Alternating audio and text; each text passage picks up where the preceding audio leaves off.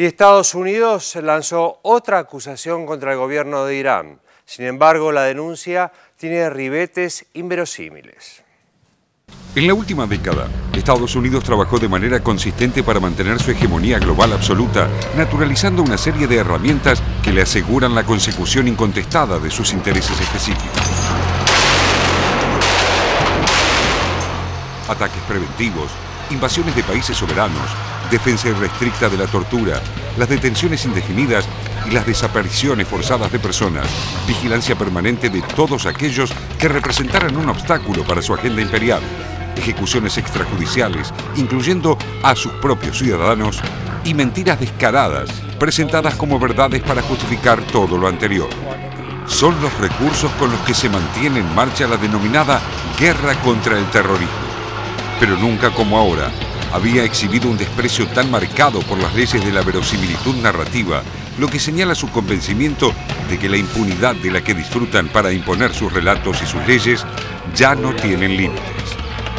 Lo demuestra el supuesto complot endilgado a Irán para asesinar al embajador de Arabia Saudita en Washington y emprender una serie de atentados contra embajadas del mismo país y de Israel.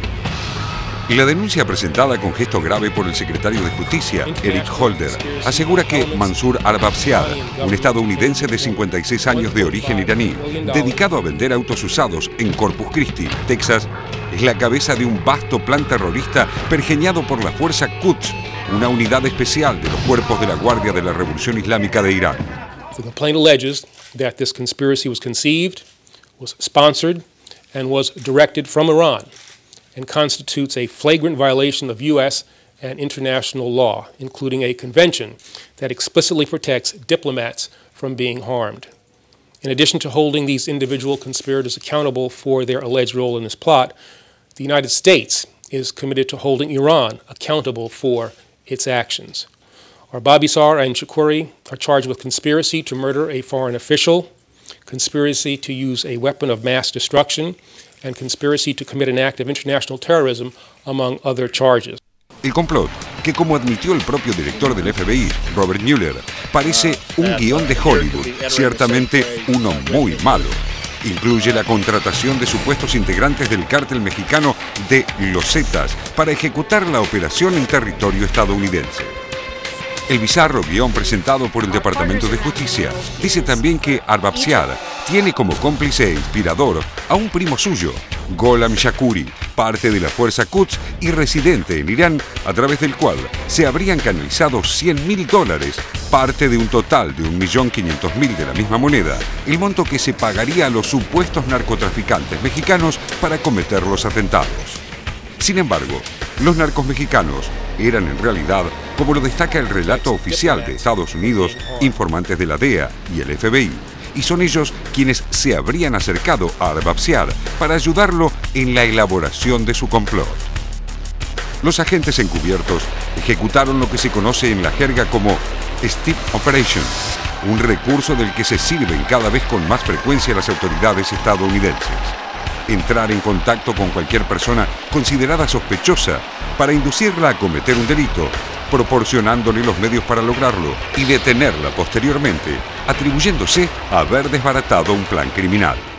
Tal parece que al-Babsiar habría pensado inicialmente en secuestrar al embajador saudí Adel al-Jubeir, pero los agentes de la DEA y el FBI lo convencieron de que era mucho mejor asesinarlo con explosivos en un restaurante que el diplomático frecuenta en Washington como obertura de una serie de ataques contra intereses sauditas e israelíes. La historia no cierra para casi nadie, salvo para el presidente estadounidense Barack Obama, su procurador general, Eric Holder, y el resto de los funcionarios de su administración. El problema es que Estados Unidos ha ido muy lejos con la denuncia contra Irán y no se ve cómo podría volver sobre sus pasos, aun cuando la realidad termine por desmentirlos. With respect to how we respond, our first step is to make sure that we prosecute those individuals that have been named in the indictment, and I will leave to the Attorney General the task of describing how that will proceed. The second thing that we're going to continue to do is to apply the toughest sanctions and continue to mobilize the international community to make sure that Iran is further and further isolated and that it pays a price for this kind of behavior. Son numerosos los analistas que conocen la sofisticación con la que operan los servicios de inteligencia iraníes y la eficacia que se atribuye a los guardias revolucionarios, a los que les resulta intragable la versión del supuesto complot, sobre todo porque no se entiende de qué manera podría Irán beneficiarse de un atentado tan burdo en territorio estadounidense, equivalente a una automática declaración de guerra. Incluso los sauditas, que mantienen conocidas diferencias con Irán, fueron oficialmente cautos frente a la denuncia estadounidense y anunciaron su voluntad de determinar quién está detrás de la amenaza contra su embajador, pero sin mencionar a Irán. La pregunta clásica: ¿cui bono? Es decir, ¿quién se beneficia con esta acusación inverosímil y con sus consecuencias que se parece demasiado a la denuncia por las supuestas armas de destrucción masiva que sirvieron para justificar la invasión a Irak en 2003? No es demasiado difícil de responder. Un incremento de la tensión con Irán, que podría eventualmente terminar en un ataque militar a ese país al que se acusa de buscar armas nucleares, es el sueño dorado de los neoconservadores que gobernaron Estados Unidos a través de Bush, Cheney y cooptaron a poco de asumir a Barack Obama, en conjunto con el gobierno de ultraderecha de Israel, encabezado por Benjamín Netanyahu y Avigdor Lieberman. Por otro lado, es imposible no observar que el funcionario encargado de presentar la denuncia del presunto complot iraní, Eric Holder, cabeza de la Secretaría de Justicia, está en serios problemas por otra operación turbia conocida como Rápido y Furioso, por la cual se permitió deliberadamente que miles de armas de guerra cruzaran la frontera con México para ir a parar a manos de los narcotraficantes. Los mismos que aparecen como parte central de un guión cuyo impacto mediático podría servir como escudo ideal para desviar de Holder la presión por estas cuestiones y también para que la atención de la opinión pública estadounidense se aleje lo más rápido posible de la peor crisis económica y financiera que afronta ese país desde 1930 y de los molestos señalamientos que los activistas de Ocupar Wall Street están haciendo acerca de la complicidad entre gobierno y corporaciones respecto de las responsabilidades de esa crisis.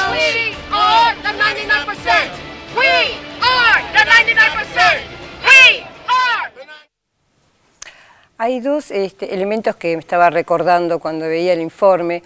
Uno es que cuando fue la Asamblea de Naciones Unidas, hace unas pocas semanas, no en su discurso en la Asamblea, pero sí en conferencia de prensa, el presidente iraní, Ahmadinejad, dijo en varias oportunidades que él estaba dispuesto a que un tercer país enriqueciera el uranio como para abrir una posibilidad de diálogo. Es decir, no es que a nosotros nos interese enriquecer el uranio, que es el principal tema de fricción, ¿no?, con Estados Unidos, el tema de que para qué quiere Irán enriquecer el uranio. Entonces propuso que lo hiciera un tercer país de manera, me parece, de aflojar la situación de tensión con Estados Unidos. Y también el segundo elemento que me acordaba es que pronto va a haber una reunión, justamente, o debería haber una reunión de diálogo con los 6 países que tratan este tema con Irán, que son los 5 del Consejo de Seguridad: Francia, Gran Bretaña, Estados Unidos, Rusia y China, más Alemania. La pregunta es, con toda esta situación que acabamos de ver,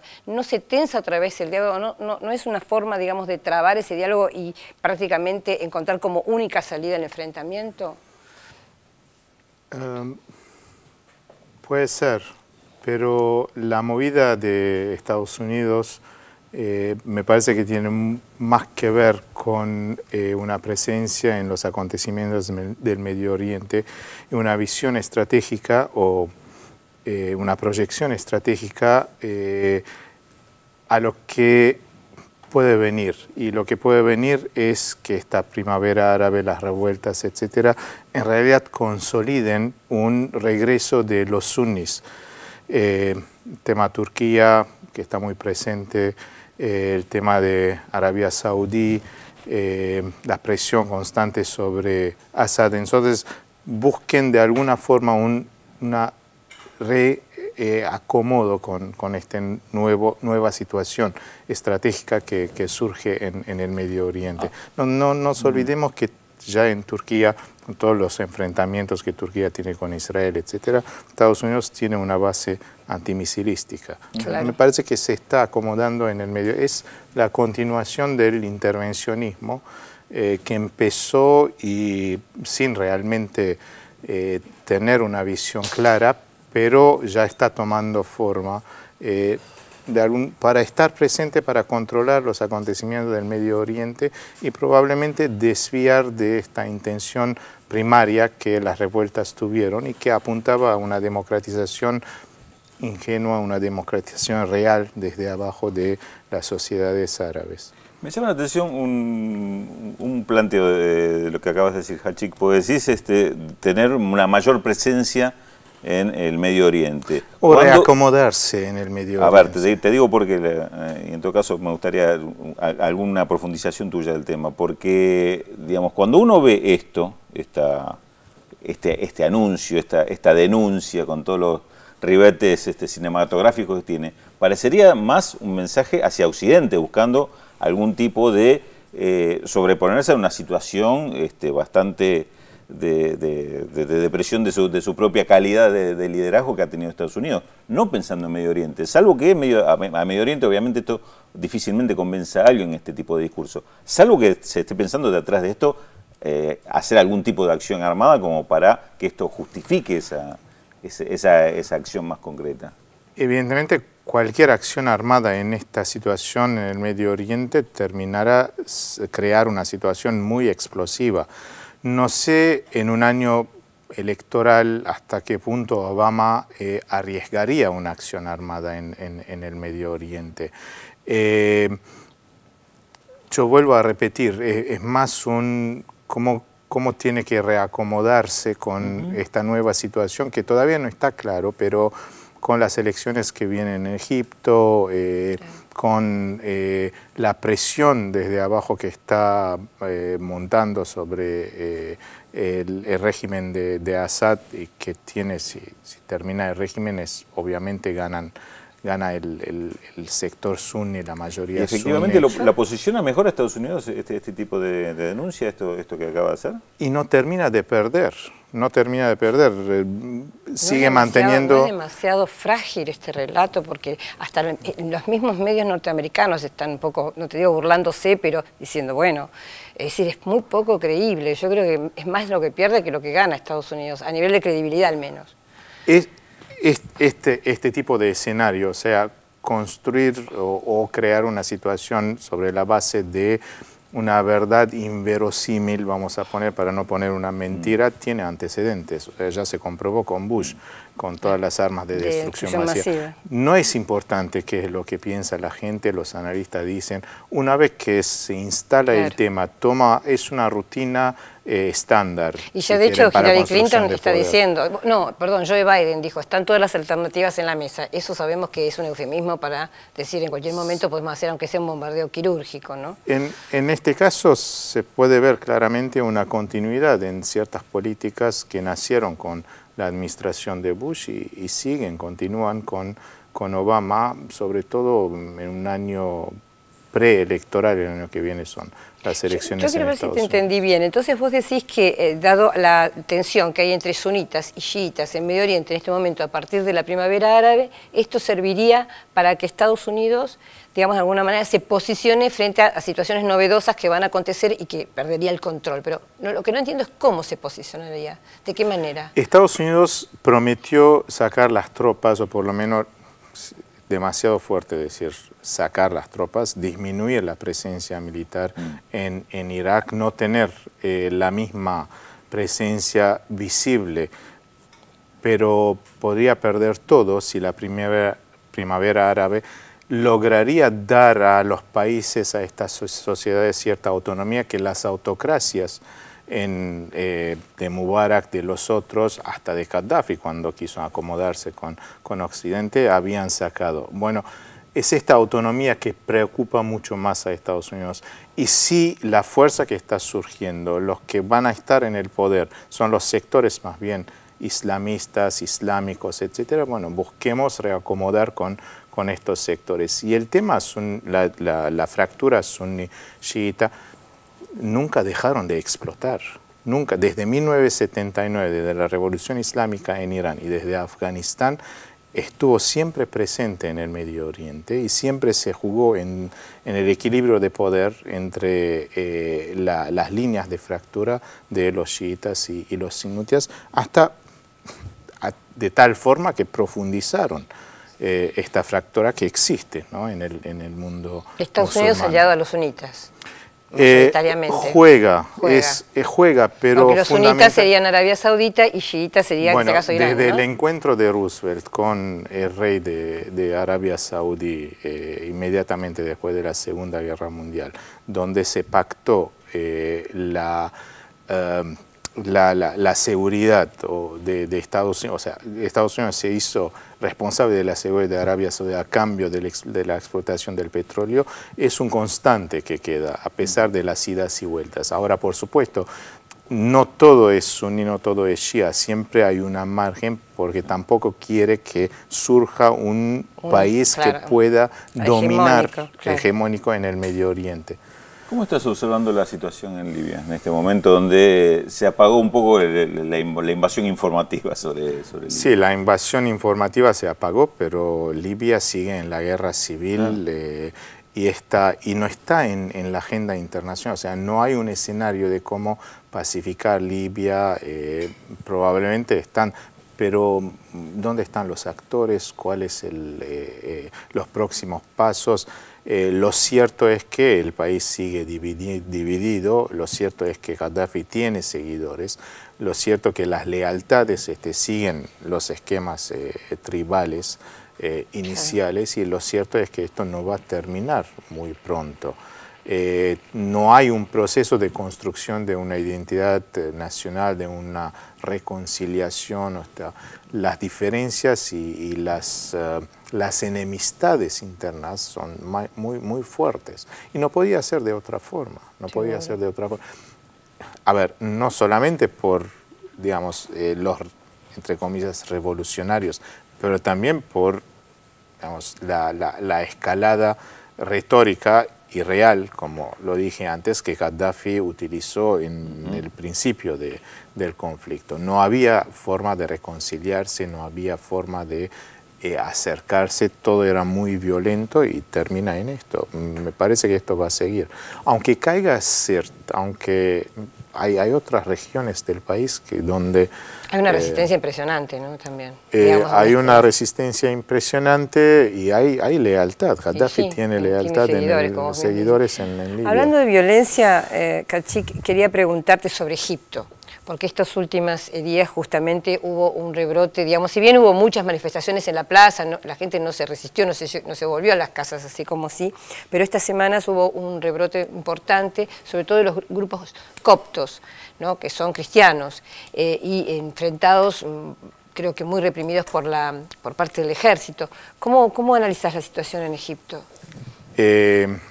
Egipto va a tener... elecciones el 28 de noviembre en 3 etapas, y probablemente antes de fines de marzo no va a haber una asamblea legislativa para crear, digamos, la comisión que va a reformar la Constitución, y recién fines del 2012 o principios del 2013 se puede prever... tienen que llamar a una asamblea constituyente, ¿no? Exactamente, se puede prever la elección de un presidente. Mientras tanto, quienes están en el poder y van a asegurar estando en el poder, en el proceso, son los militares. Los seguidores, digamos, los Mubarak todavía. Hay una continuidad del régimen de la autocracia de Mubarak acá, y ahí los coptos, el 10% de la población egipcia, de Egipto, los cristianos, están pagando el precio de, por un lado, sectores fanáticos, extremistas, y por otro lado, de quienes están en el poder y utilizan este fanatismo para mantenerse en el poder. Porque el tema acá no es, en primer lugar, esa violencia contra los coptos, sino que qué es lo que llevó a esta violencia. Y lo que llevó a esta violencia era cuando sectores fanáticos, movilizados por el discurso de un jeque, prendieron fuego a una iglesia, y las las autoridades, el Consejo Militar, no hizo nada. No hizo nada para castigar, permitió todo, claro. Invitó al diálogo cuando no se trataba de diálogo, se trataba de justicia, y quienes eran los responsables activos del incendio salieron con $83 pagando una multa de $83. Eso evidentemente a los coptos. ¿Los coptos fue siempre una minoría perseguida en Egipto? Siempre. A ver, en tiempos en el siglo XIX con el proceso de Al-Nahda y más adelante con Nasser, tuvieron su lugar en la construcción de la identidad nacional egipcia y ocuparon espacios importantes con Nasser y luego también con Anwar Sadat. Muchas veces ocuparon lugares tan importantes como la Cancillería, el propio Boutros Boutros-Ghali, que era copto. Las cosas empezaron a empeorarse con Mubarak. ¿Por qué? Porque sobre todo fines de la década de los 90, para mantenerse en el poder, por un lado combatía los extremistas islamistas, por otro lado, sin embargo, permitía a los sectores islamistas atacar a los coptos o por lo menos islamizar, entre comillas, las leyes cuyo precio pagaban siempre los coptos, la minoría, como para apaciguar los sectores con el único objetivo de mantenerse en el poder. Entonces siempre los coptos fueron el chivo expiatorio de estas políticas de poder. Por un lado, vuelvo a repetir, de los sectores fanáticos islamistas que los quieren echar porque los consideran no egipcios, traidores, etc. Pero son antiguos, ¿tan antiguos o no? Sí, por supuesto. O sea, no hay una discusión quién es Egipto, no hay, pero es gente que es de allá, de Egipto hace miles y miles de años. Además, es una de las iglesias más antiguas en el Medio Oriente. Y no se trata de un problema religioso. Se trata de un problema de derechos humanos en primer lugar, porque es la supervivencia de una minoría. Los derechos de una minoría en un país donde hubo una revolución y toda